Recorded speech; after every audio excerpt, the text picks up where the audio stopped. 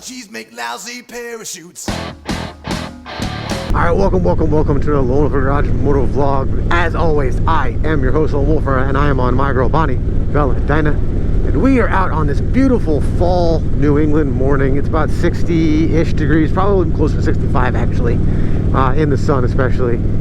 But yeah, we are out for a beautiful ride. We are very lucky that I get to go for a ride to run an errand. I actually have to go to a dermatologist to have a spot looked at on my face.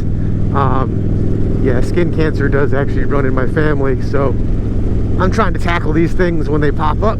So that's where we're headed right now. But I actually want to talk about something that somebody had asked about, and that is the Nite Ize HipClip pocket clip that I have on my Buck 110 folder. Somebody had asked how it's holding up, and I would have to say it's holding up very well still. I think we're coming up on maybe a year or just shy of a year of how long it's actually been on there, but it's still holding strong. I haven't lost the knife.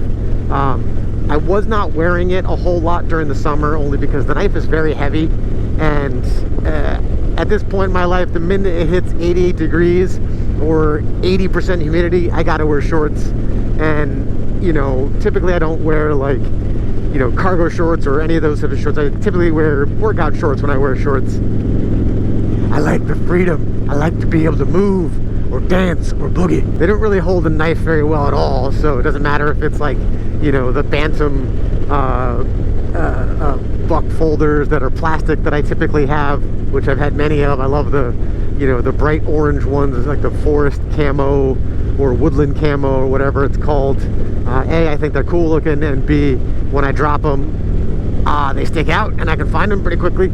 So yeah, that's my update on the Nite Ize HipClip on my Buck 110 folder.